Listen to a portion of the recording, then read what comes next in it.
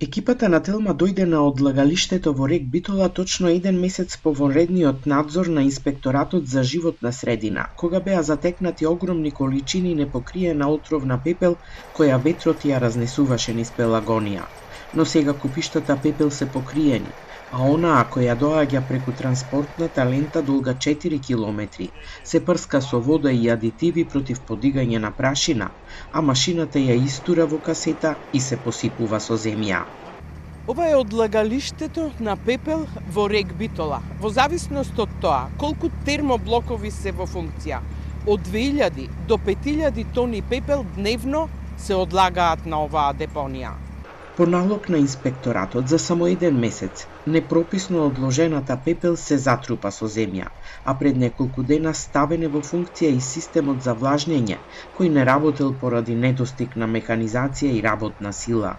Откако дојдовме на оваа функција во септември 2024 година, затекнавме огромни количини на неиспланирана пепел со огромни купови и од тоа немањето помошна механизација и наша и од надворешни фирми.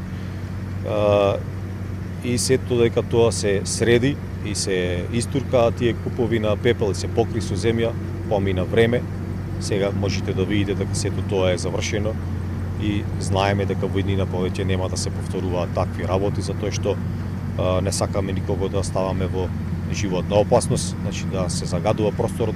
Сепак од комбинатот потврдуваат дека не може целосно да се исклучи разнесувањето на пепелта, а тоа се случува кога системот за влажнење е во дефект, потоа во зима кога не работи поради ниските температури, но и кога дува топол ветер.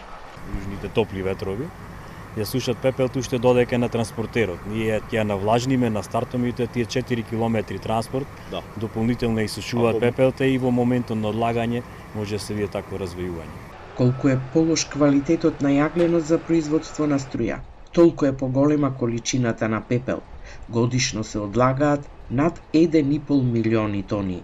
Тука се врши касетно одлагање на пепелта. Да напоменам дека во рек Битола имаме 3 одлагалишта на пепел. Ова е работното, односно главното одлагалиште на пепел. Имаме уште 2 дополнителни одлагалишта на пепел, кои што се користат исклучиво во ситуации кога оваа одлагачка машина е во одреден застој или ремонт. Битолското обвинителство минатиот месец оформи предмет и истражува зошто огромни количини пепел со месеци останаа непокриени на одлагалиштето во рек, која ветрот ја разнесуваше низ Пелагониската котлина, дали било предизвикано загадување и дали било загрозено здравјето на граѓаните.